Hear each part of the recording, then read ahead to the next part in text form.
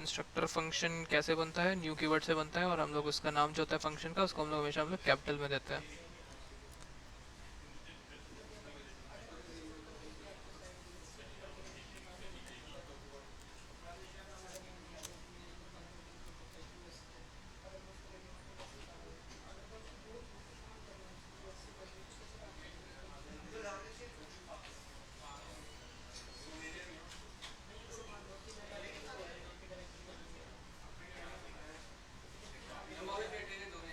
हम्म, ये क्लास के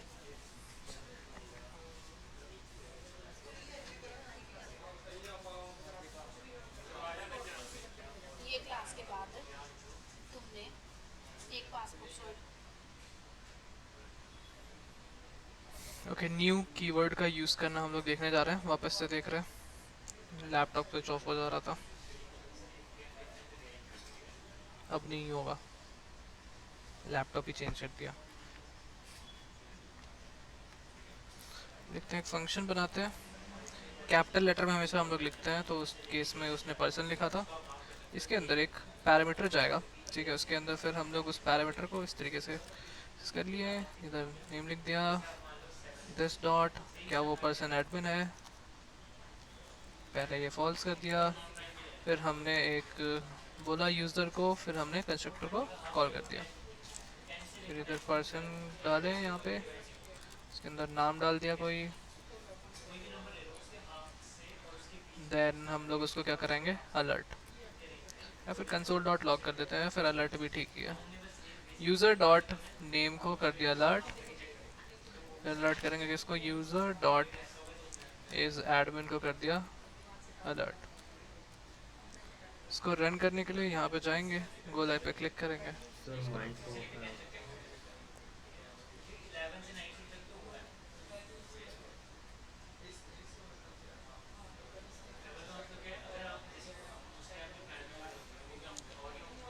sir copy कर लेते हैं।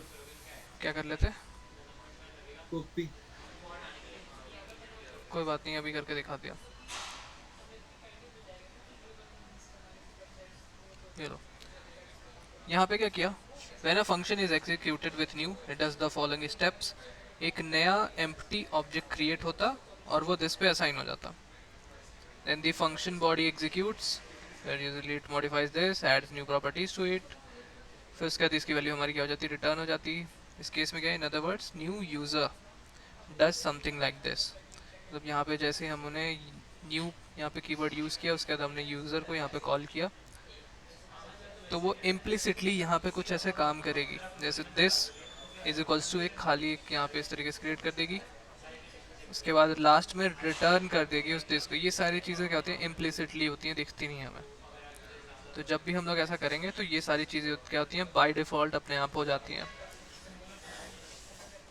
फिर यहाँ पे दिस डॉट नेम पे हमने यहाँ पे ऑब्जेक्ट के अंदर एक प्रॉपर्टी डाली।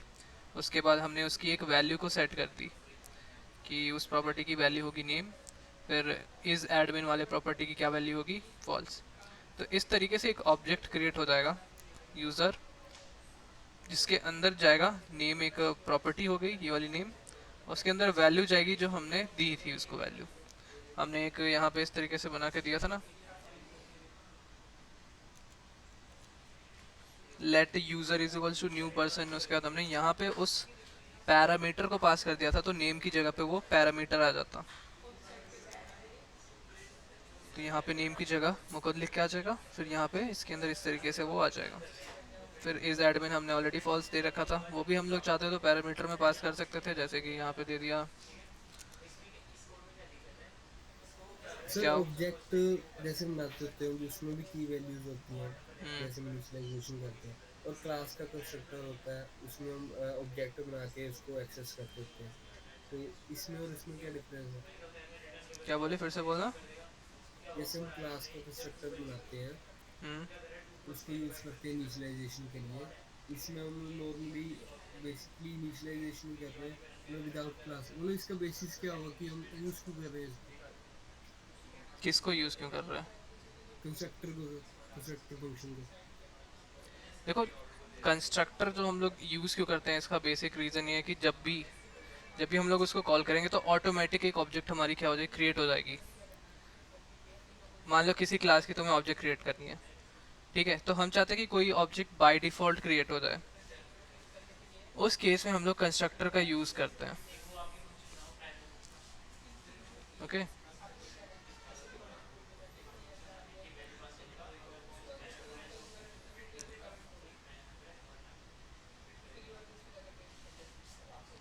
समझ में आया?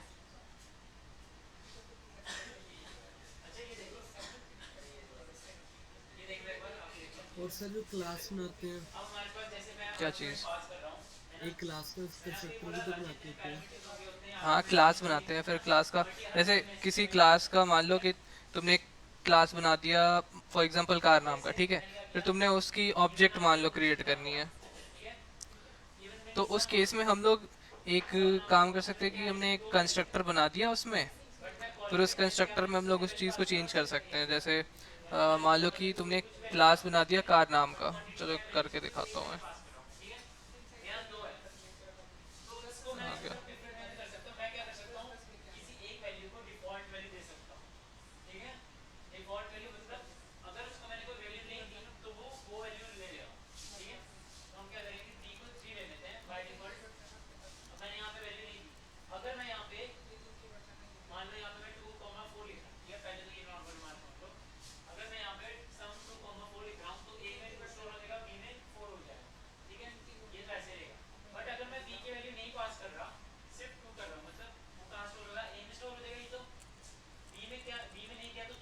जैसे कि मान लो कि तुमने क्लास बना दिया फ्यूचर फाइंडर ही मान लेते हैं, काम करते हैं फ्यूचर फाइंडर्स, ठीक है। इस केस में हम कंस्ट्रक्टर वगैरह बनाते हैं। कंस्ट्रक्टर क्यों बनाते हैं? देखो, कंस्ट्रक्टर बनाने का मेन रीज़न ये होता है कि कंस्ट्रक्टर अगर हम लोग बनाएंगे तो जब भी हम लोग कोई क्लास वगैरह अगर क्रिएट करते हैं तो वो ऑटोमेटिक क्या हो जाए, वो ऑटोमेटिक हमारी कॉल हो जाती है, ठीक है, ये चीज़ पता होगा। जब भी जैसी हमारी जो क्लास है, फॉर एग्जांपल हमने फ्यूचर फाइंडर की अगर यहाँ पे कोई क्लास बनाई है, जैसे ही वो इनिशिएट होगी, ठीक है, जैसे ही हमारी क्लास इनिशिएट होगी उसी टाइम पे हमारी कंस्ट्रक्टर ऑटोमेटिकली कॉल हो जाती है। इसलिए हम लोग कंस्ट्रक्टर को बनाते हैं। नहीं सर, ऑब्जेक्ट बनाते हैं ना तभी कॉल होती है। क्या बोल रहे हो? पहले ऑब्जेक्ट को इंस्टेंशिएट करते हैं ना सर, ऑब्जेक्ट बनाते हैं तब कॉल होती है क्लास। ऑब्जेक्ट तो वो क्लास को हम लोग क्रिएट इनिशिएट करने के लिए करते हैं ना वो काम।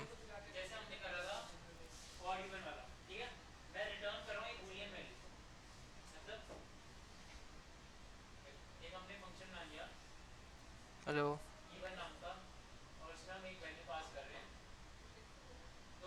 हेलो। Okay sir.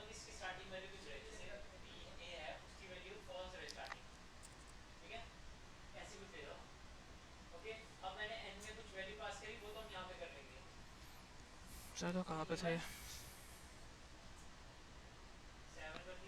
ये हमारा कंस्ट्रक्टर फंक्शन है। न्यू ऑपरेटर यूज करके हमने कंस्ट्रक्टर फंक्शन को यहाँ पे कॉल कर दिया।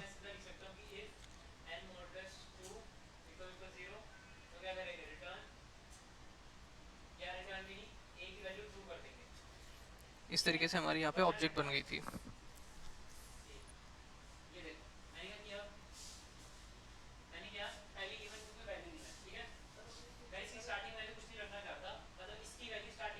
तो यहाँ पे क्या किया हुआ है, यहाँ पे एक फंक्शन क्रिएट किया हुआ है, फिर उसको इमिडिएटली कॉल कर दिया है विथ न्यू के। तो यहाँ पे let user is equals to new दिया हुआ है। न्यू कीवर्ड हम लोग यूज़ किए थे कंस्ट्रक्टर को कॉल करने के लिए। इसके बाद फिर यहाँ पे फंक्शन डाल दिया। फंक्शन के अंदर दिस डॉट नेम, नेम की वैल्यू वहाँ पे डायरेक्टली डाल दी।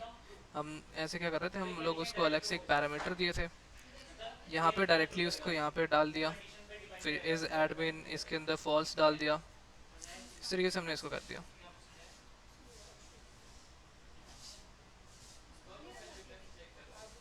वापस से देखते हैं।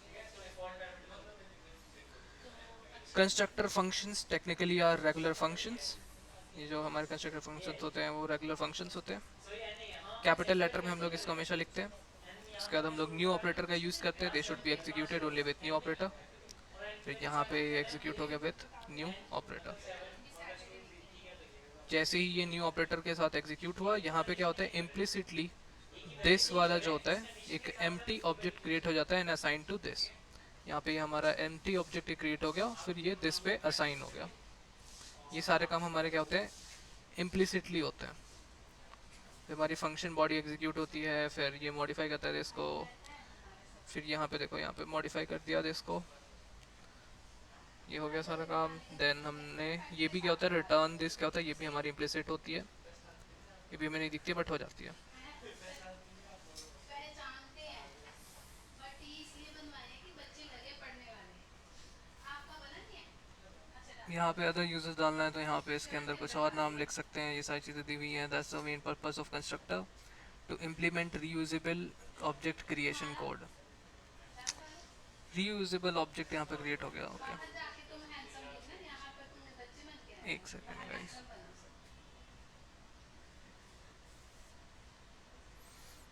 ये तो राइट था। लैब हो गया। टैब हो गया। वेरी गुड, शुक्र है अच्छी वाली मिली है। तो हम इन्वेस्ट करा दो। सच म्यूट करना एक मिनट। कर दिया। तो इस वीकेंड लोग घूमने का प्लान बन रहा है, ऑफिस वाले का चलना। तबीयत के ऊपर है, ठीक रही तो ठीक, बस अभी मेरी तबीयत खराब ही है। क्या हुआ? गर्दन में दर्द हो रहा है और थोड़ा थोड़ा फीवर है। पर गर्दन की दवाई है मेरे पास अगर चाहिए। वही एसिक्लोफेनाक है, घर पे जाके खाऊंगा मैं वैसे भी, हैं? रूम पे जाके खाऊंगा मैं, मेरे पास पड़ी हुई है। हाँ तो खाओ फिर आराम से। सैटरडे को है। देखते हैं, सैटरडे जाएंगे, संडे इवनिंग वापस। देखते हैं। ऑफिस का स्टाफ जाएंगे। ओके। तुमने पंजाबी यूनिवर्सिटी वालों को आज प्रोजेक्ट दिया है? नहीं बहुत पहले दे रखा है। जसलीमा को हाँ उन लोग को आज दिया। आज दे।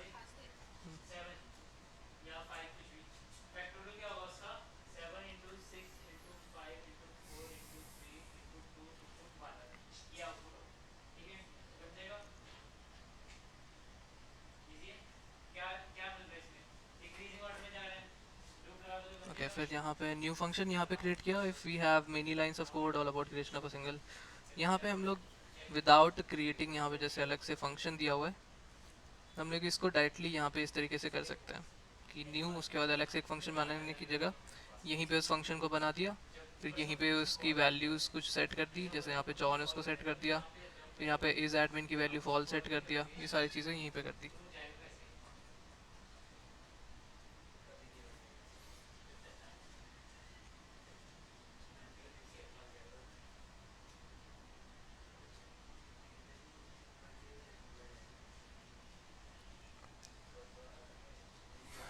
अब इस केस में क्या हो रहा है, inside a function we can check whether it was called with new और without it using a special new dot target property.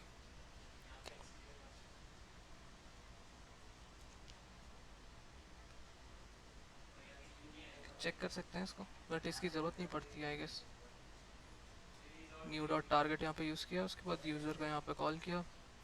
Without new करेंगे तो यहाँ पे अनडिफाइंड आ गई, विथ न्यू किया तो फंक्शन यूज़र आ गया। इसको रन करते हैं।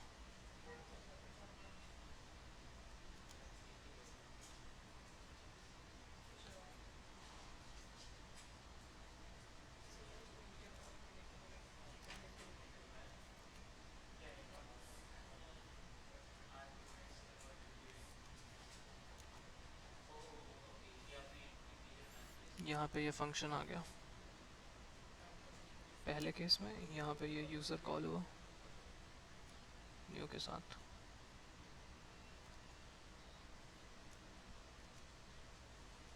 इसको हटा के देखते हैं।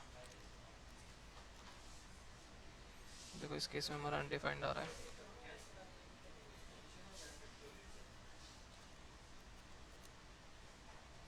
ये अनडिफाइंड आया, इसको ओके किया, फिर हमारा फंक्शन आ गया। तो ये हमारा न्यू डॉट टारगेट जो है ये बताता है, एक बार इसको रिफ्रेश करते हैं। अनडिफाइंड न्यू के साथ रहेगा तो फिर इसको अलर्ट कर देगा, न्यू के साथ नहीं रहेगा तो फिर ये अनडिफाइंड को प्रिंट करेगा।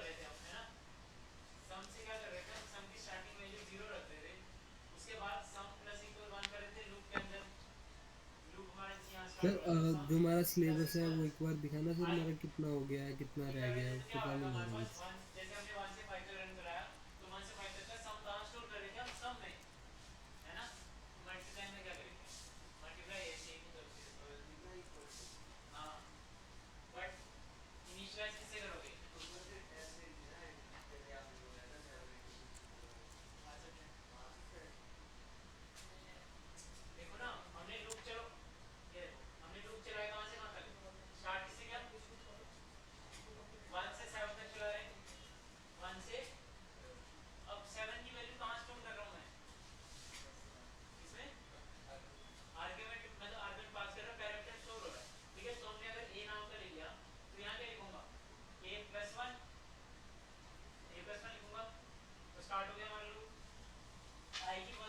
नेटवर्क स्लो है यार। हम क्या करेंगे, एक ना वेरिएबल ले लेंगे मल्टीप्लाई के लिए एनुअल कुछ भी, इसको हम इनिशियलाइज 1 से करेंगे, 0 से नहीं करेंगे। क्यों बताओ? 0 से कुछ मल्टीप्लाई होता है 0 आता है, 1 से कुछ मल्टीप्लाई करेंगे तो वो नंबर आएगा, 1 नहीं आएगा तो दूसरा नंबर आएगा, इसलिए 1 से इनिशियलाइज करेंगे। वैसे सम को हम 0 से करते हैं क्योंकि 0 में कुछ भी ऐड करो तो दूसरा नंबर ही आता है। ठीक है, ठीक है। तो क्या करेंगे, हम एनुअल को 1 से इनिशियलाइज कर देंगे, फिर क्या करेंगे, एनुअल मल्टीप्लाई इक्वल्स टू आई। ठीक है, आई आ जाएगा, बस बाद में लास्ट में क्या कर दो, रिटर्न कर दो या प्रिंट कर दो एनुअल को, आ जाएगा आपका आउटपुट। ये है इसमें।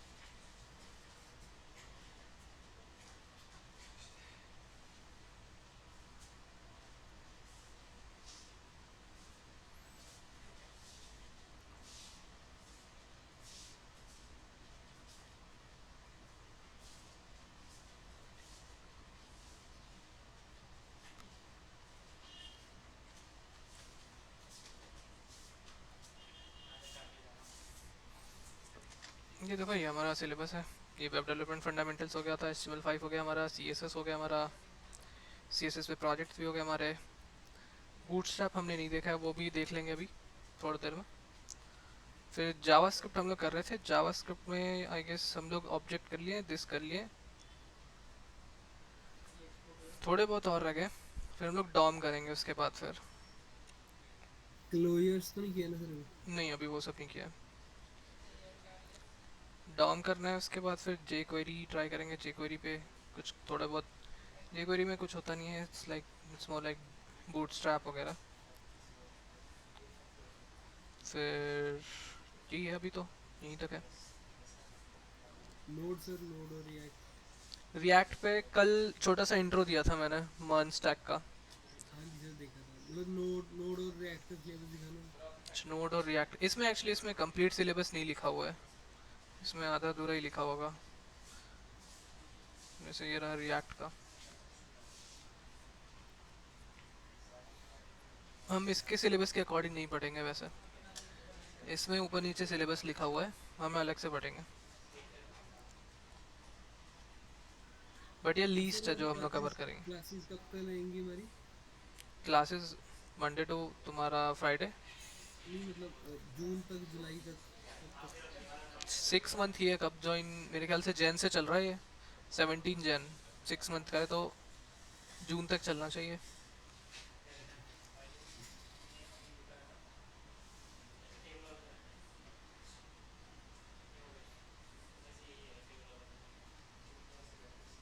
क्योंकि सर हमारे प्रोजेक्ट्स जो होंगे वो मई में आ जाएंगे, तो मई से पहले में प्रोजेक्ट बनाना पड़ेगा। तो उससे पहले अगर नोड प्रोजेक्ट देखो, प्रोजेक्ट जैसे ही जावास्क्रिप्ट खत्म होगा ना, उसके बाद हम लोग सीधे स्टार्ट करेंगे प्रोजेक्ट से ही सब चीज़। ओके, उसके बाद हम स्टार्ट ही करेंगे प्रोजेक्ट से।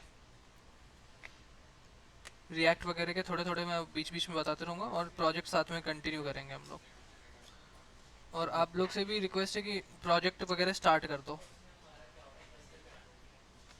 हाँ सर वो तो कर ही रहा हूँ तुम्हें तो आता है, मतलब थोड़ा बहुत रिएक्ट आता ही होगा पहले से। हाँ जी किए हुए हैं सर, प्रोजेक्ट किए हुए हैं, लेकिन थोड़ा मतलब जैसे पीर प्रोग्रामिंग हो जाएगी ना, मतलब क्या चीज़? पीयर, हाँ पीयर प्रोग्रामिंग ऑफ कोर्स होगी यहाँ पे, वो तो करेंगे ही साथ में। मतलब ऐसे प्रोजेक्ट बनाए हुए हैं, लेकिन एक पीर प्रोग्रामिंग होगी ना तो थोड़ा अच्छे से और हो जाएगा, मतलब साथ ही साथ करते रहेंगे। हाँ बट प्रॉब्लम क्या है ना, पीयर प्रोग्रामिंग में कुछ लोग फॉलो अप कर पाते हैं, कुछ लोग नहीं कर पाते हैं। तो यहाँ पे अगर मैं करूँगा तो वो बस देखना और खुद से अपना कुछ करते रहना। ओके। पीयर प्रोग्रामिंग तो किसी किसी दोस्त को ढूंढो ना जो तुम्हारे साथ कर रहा हो। पीयर प्रोग्रामिंग तो वही कर सकता है तुम्हारे साथ। हम तो यहाँ पे करके दिखा देंगे, फिर हो सकता है आपका छूट जाए बीच में कोई स्टेप, फिर कहीं पे एरर आ जाए, तो फिर 1 घंटा तुम्हारे एरर को लेके बैठेंगे, फिर कोई और एरर पूछ लेगा तो 1 घंटा उसके एरर को लेके बैठेंगे, तो फिर ये दिक्कत हो जाएगा ना। हाँ जी सर बिल्कुल। तो इस केस में जैसे तुमको पता है, अगर तुमने कर रखा है मर्न स्टैक पे, तो इसमें एरर्स भी बहुत गंदे गंदे आते हैं, फिर एक एक एरर को डीबग करने में काफ़ी टाइम लग जाता है हमारा। हाँ जी तो ये इशू पड़ेगा पीयर प्रोग्रामिंग करोगे तो। बाकी पीयर प्रोग्रामिंग किसी एक बड़ी को ढूंढ लो जो तुम्हारे साथ करे, कोई एक बंदा रहे अपनी क्लास का ही, कोई देख लो। ओके।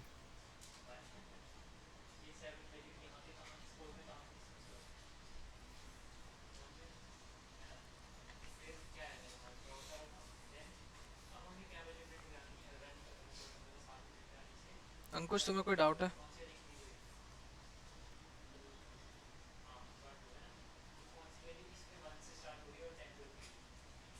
कुछ पार्ट शायद कल जो वीडियो बनाया था हमने उसमें स्किप हो गई थी, जैसे सर्वर साइड जो तुम्हारा था वो शायद वीडियो में नहीं आ पाया था, तो उसको अलग से वीडियो बना के डाल देंगे कि कैसे उसको रन करते हैं। बाकी जो क्लास में थे वो तो थे ही, उनको पता होगा।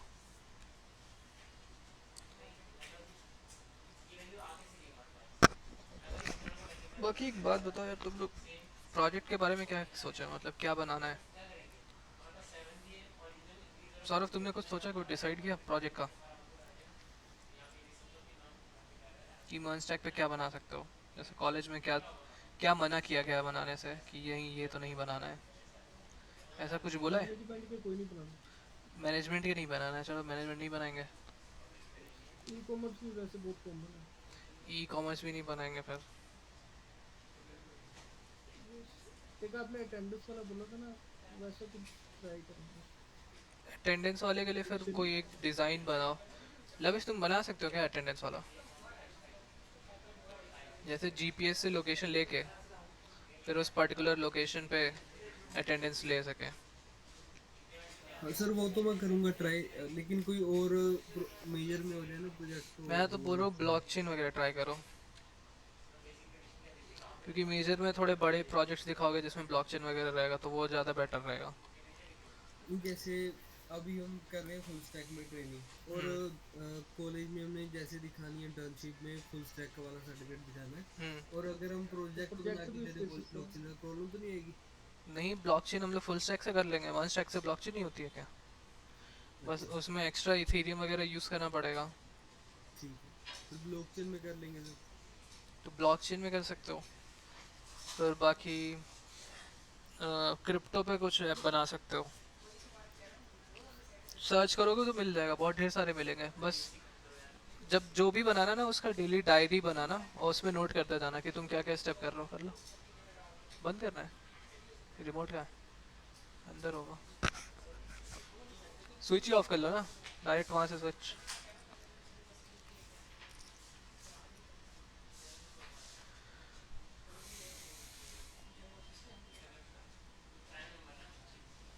मैं तो ये कहूँगा पहले कोई ट्यूटोरियल वाले देख लो, छोटे से ट्यूटोरियल वाले बनाओ जिनको नहीं आता है, जिनको आता है वो खुद से ट्राई करो थोड़ा थोड़ा। जैसे खुद से आज सर्वर बना लिया, कल उसका मिडिल वेयर्स में बना लिए, फिर कंपोनेंट्स बनाना ट्राई कर लिया खुद से। फिर खुद से पहले तो उसको डिज़ाइन करना होगा, फिर कैसे बाकी सारी चीज़ें करनी होती हैं उसमें। तो हम कैसे क्या चेक करना है बेसिकली? अब देखो, अगर मैं एक वैल्यू ले रहा हूँ, तो मैं ये कहूँगा कि पहले कोई छोटा सा ट्यूटोरियल फॉलो करो, उसमें डेली डायरी बना लेना। मैं यहाँ पे तो कराऊंगा, बस एक बार स्टार्ट हो जाए उसके बाद एक प्रोजेक्ट बनाएंगे, उसमें डेली का डेली डायरी एंट्री सब कर पाएंगे कि क्या क्या स्टेप किया है, क्या क्या करना है। तो वहाँ से तो क्लियर हो ही जाएगा। बाकी अपना कोई अगर प्रोजेक्ट कर रहे हो तो उसमें side by side daily diary एक नोट्स बनाते जाना कि तुमने इसके बाद ये स्टेप किया, इसके बाद ये बनाया। क्योंकि ये दिक्कत लविश को हो रहा था कि वो मतलब फॉलो अप नहीं कर पा रहा था कि कैसे क्या करना है, मतलब खुद से नहीं सोच पा रहे हैं कि कैसे आगे क्या करना है, ये दिक्कत होती है। बेसिक एचटीएमएल सीएसएस जावास्क्रिप्ट में ये दिक्कत नहीं होती क्योंकि उसमें पता होता है क्या करना होता है, बस सिंपल पेजेस बनाने हैं हमें। लेकिन इन तरीके के ऐप्स में जैसे वन स्टैक हो गए, इनमें बहुत कुछ करना होता है, अलग अलग चीज़ें करनी होती हैं। मतलब इन दोनों के बीच की वैल्यू चेक करेंगे हम। एक बार वो फ्लो समझ में आ जाएगा फिर इजीली बनने लगेगी। तो 2 से लेके 90 तक होंगे, 90, ठीक है? तो अगर इस रेंज में कोई भी डिविजिबल है, इससे इनमें से कोई भी नंबर अगर n से ठीक डिविजिबल है। है तो मतलब वो प्राइम नंबर नहीं है, ठीक है? बट इस रेंज को मैं और भी हाफ कर कम कर सकता हूँ, क्योंकि अगर मैं प्रिंस तुम्हें कुछ पूछना है? ठीक है, कौन कौन किस किस से डिविजिबल है? 2 4 अंकुश 5 10 भी है,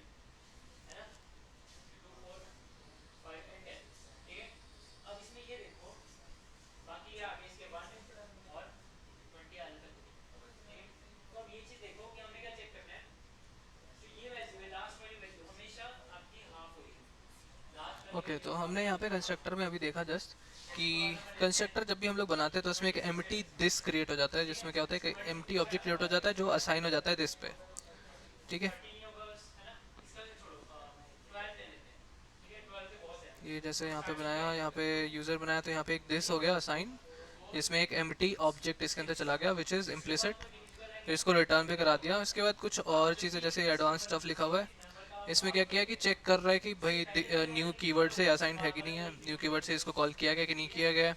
इस केस में इसको न्यू कीवर्ड से कॉल किया गया था, तो यहाँ पे एक फंक्शन रिटर्न हो गया। इस केस में नहीं किया गया था, तो यहाँ पे अनडिफाइंड रिटर्न हो रहा है।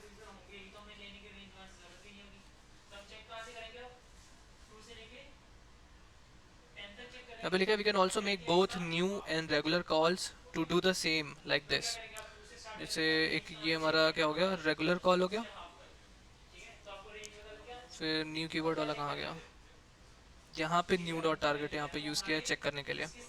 तो यहाँ पे न्यू से तो कॉल किया नहीं था, तो इस केस में हमारा रिटर्न क्या होगा, अनडिफाइंड। यहाँ पे ट्रू तो रिटर्न होगा नहीं, बट ये ट्रू हो जाएगा। बट यहाँ पे फिर न्यू यूज़ किया हुआ है उसके साथ, यूज़र के साथ, यहाँ पे ये कॉल हो जाएगा न्यू कीवर्ड के साथ।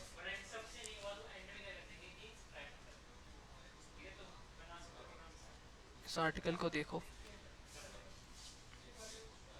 समरी देखते हैं। इसमें कुछ खास इंपॉर्टेंट उतना है नहीं, बस यही है कि हमारा जो कंस्ट्रक्टर फंक्शन होता है, इसको कंस्ट्रक्टर बोलते हैं, ये रेगुलर फंक्शन होता है, इनका जो नाम होता है कैपिटल रखते हैं, इनको कैसे कॉल करते हैं, यूजिंग न्यू कीवर्ड।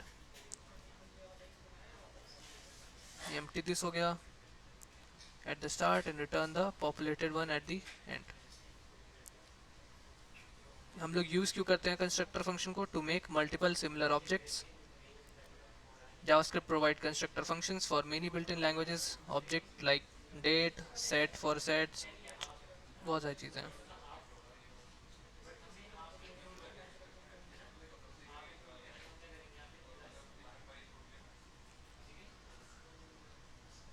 यहाँ पे क्या लिखा है, is it possible to create function a and b so that new a is equals to new b। क्या ये पॉसिबल है? यहाँ पे जैसे न्यू a किया, न्यू a करते तो होता क्या है, यहाँ पे इसके अंदर एक दिस क्रिएट हो जाएगा और इसके अंदर एक दिस क्रिएट हो जाएगा विच इज एम्प्टी। तो यहाँ पे क्या लिखा है, क्या ये a is equals to b? Yes it is possible. यहाँ पे एक ऑब्जेक्ट दिया, रिटर्न कर दिया ऑब्जेक्ट, यहाँ पे रिटर्न कर दिया ऑब्जेक्ट, यहाँ पे न्यू लगाया, यहाँ पे न्यू लगाया। अब ये क्या करेगा, सेम दिस को रिटर्न करेगा, ठीक है। यहाँ पे जो ऑब्जेक्ट है ये सेम दिस को रिटर्न करेगा, और ये वाला जो क्या करेगा, ये भी सेम दिस को रिटर्न करेगा। इस वजह से यहाँ पे क्या आ जाएगा, हमारा ट्रू आ जाएगा।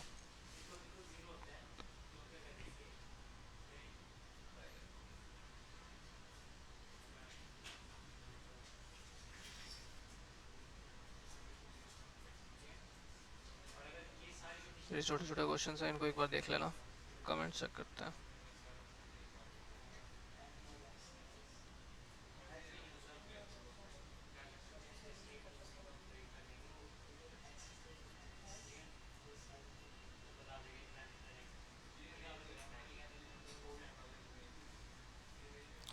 इन कमेंट्स को भी एक बार देख लेना, इसमें कुछ यूजफुल इन्फॉर्मेशन मिल जाती है।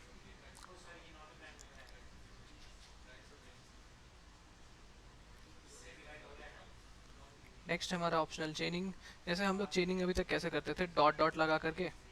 अब डॉट डॉट लगा करके चेनिंग करने से बेटर है, इसके बाद एक और ऑप्शन आता है, ये क्वेश्चन मार्क करके चेनिंग लगाने का।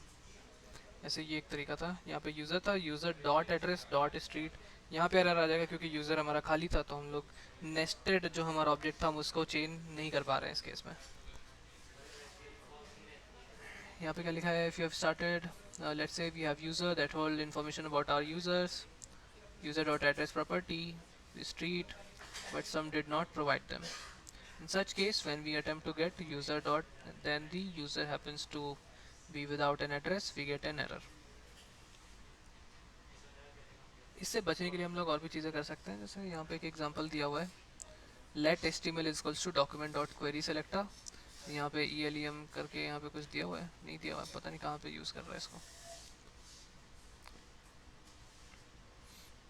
इफ़ कंडीशंस वगैरह लगा करके कि जैसे मान लो किसी केस में मान लो हमें मिला नहीं, तो उस केस में हमारा एरर शो कर देगा। तो एरर शो ना करे उसके लिए फिर हम लोग यहाँ पे एक टर्नरी ऑपरेटर इसको मान सकते हैं। क्वेश्चन मार्क लगाएगा क्या हमारा एड्रेस मौजूद है। अगर हमारे पास एड्रेस है तब तो फिर हम स्ट्रीट की वैल्यू निकालेंगे, कि अगर हमारे पास एड्रेस ही नहीं है तो फिर हम स्ट्रीट की वैल्यू कहाँ से निकाल लेंगे। तो इस केस में हमारा आंसर क्या आ जाएगा, अनडिफाइंड आ जाएगा, कोई एरर नहीं आएगा एटलीस्ट, तो हम एरर से तो बच जाएंगे। बट इसके अलावा भी और तरीके हैं। ये क्वेरी सेलेक्टर में भी हम लोग यूज़ कर सकते हैं सिमिलरली, बट वो सारी चीज़ें हम लोग डॉम में कवर करेंगे। अब डीपली नेस्टेड प्रॉपर्टीज़ में हम लोग क्या करेंगे, प्रॉब्लम क्या आती है ना इस केस में, फिर डीपली नेस्टेड प्रॉपर्टीज़ में इस तरीके से आने लगता है कि इसके बाद क्वेश्चन मार्क करो, फिर इसके बाद क्वेश्चन मार्क करो। ठीक है, ये ट्रू आएगा तब तो फिर ये होगा, फिर ये ट्रू आएगा फिर ये होगा, एक भी कोई फॉल्स आ गया तो नल हो जाएगा, फिर ये आया तब इस तरीके से होगा। यहाँ पे डबल डबल बार नल लगाना पड़ रहा है उस वजह से। पहले ये तो ये वाला जो है वो इसके लिए चेक करेगा, फिर ये वाला जो क्वेश्चन मार्क है वो इसके लिए है, मतलब ये वाला जो नल है वो उस पहले वाले क्वेश्चन मार्क के लिए है।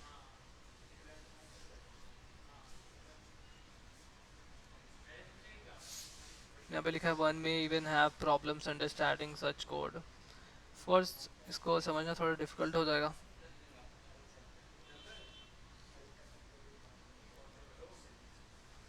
तो नई कॉन्सेप्ट क्या है, नया कॉन्सेप्ट ये है कि ऑप्शनल चेनिंग।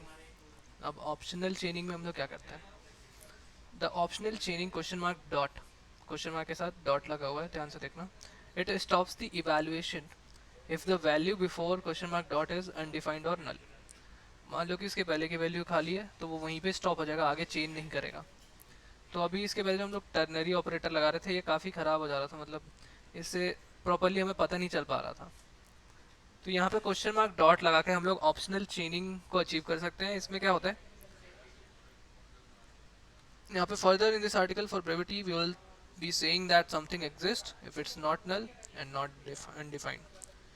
जैसे यहाँ पे डॉट प्रॉप है, works as value dot prop if value exist, otherwise value is undefined. तो ये अनडिफाइंड प्रिंट करेगा, जैसे ये हो गया। अब इस तरीके से हम लोग जैसे अभी ऊपर कैसे कहते हैं टर्नरी ऑपरेटर का यूज़ करके हम लोग उसको किए थे। अब यहाँ पे क्या करेंगे, यहाँ पे क्वेश्चन मार्क के साथ डायरेक्टली हम लोग क्या लिख देंगे, डॉट। फिर क्वेश्चन मार्क के साथ डायरेक्टली हम लोग इसको एक्सेस कर दिए, उसके बाद एक और क्वेश्चन मार्क लिखा, फिर डायरेक्टली इसको एक्सेस कर लिया। अब अगर हमारे पास यूज़र में कुछ नहीं होगा तो हमारा अनडिफाइंड आ जाएगा, और हमारा कोई एरर प्रिंट नहीं होगा, मतलब हमारा अनडिफाइंड आ जाएगा। ऑफ कोर्स ये कोड शॉर्ट और क्लीन है, मतलब ऊपर अगर हम लोग टर्नरी ऑपरेटर लिखते तो वो ज़्यादा हैक्टिक हो जाता, कॉम्प्लेक्स बना देता उस कोड को। तो ये हमारा ऑप्शनल चेनिंग है। So these things are optional chaining.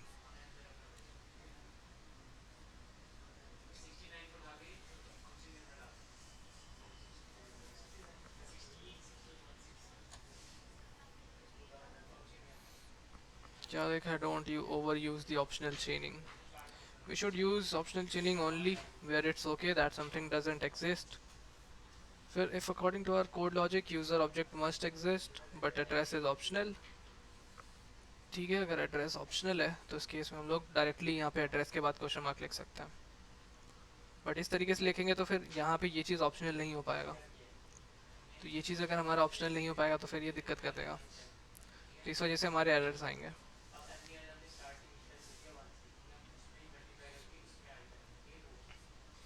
यहाँ पे यूज़र नाम का कुछ है नहीं तो यहाँ पे रेफरेंस एरर जनरेट होगा। नेक्स्ट है हमारा short circuiting.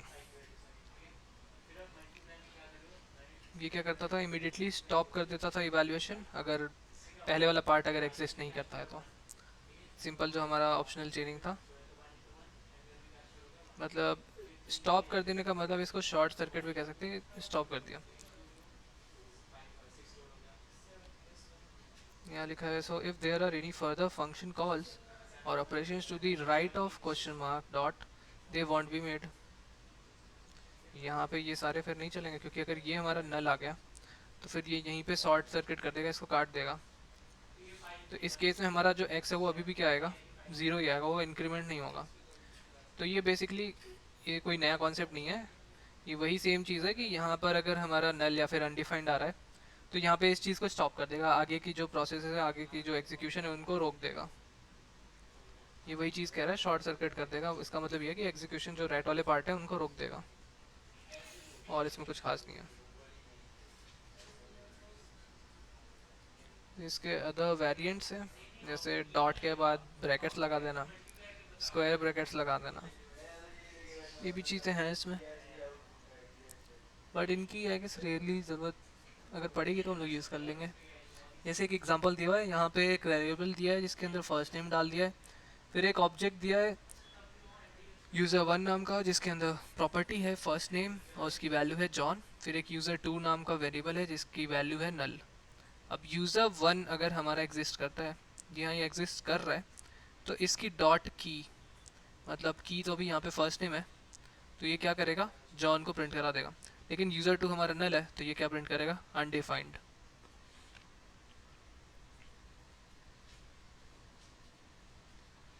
Also we can use with delete, यहाँ पर डिलीट यूज़ कर दिया अगर हमारा user dot name, if user exist, अगर यूज़र एग्जिस्ट करता है तो यूज़र डॉट नेम उड़ा दो,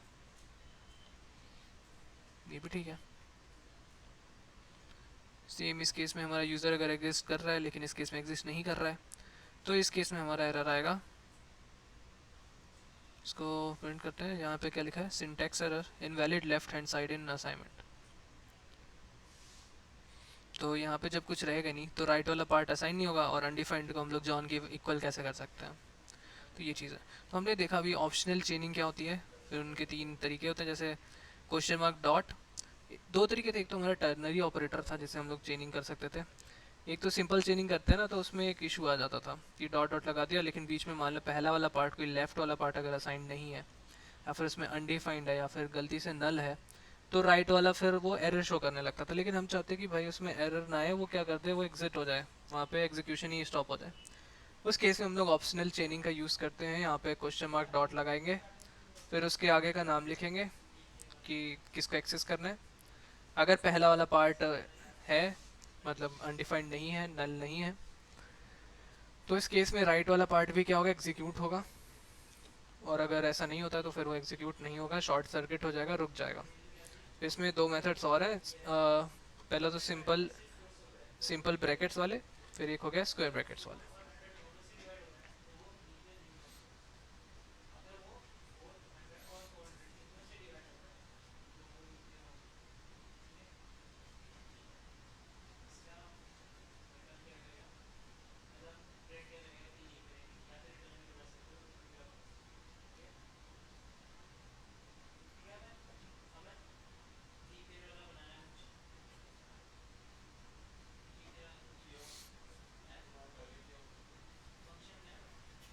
नेक्स्ट टॉपिक हम लोग नेक्स्ट क्लास में करेंगे।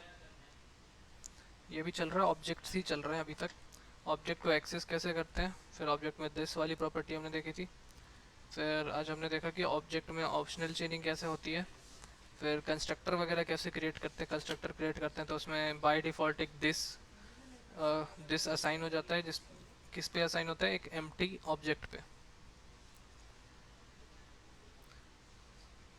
या मतलब एम्प्टी ऑब्जेक्ट दिस पे असाइन हो जाता है।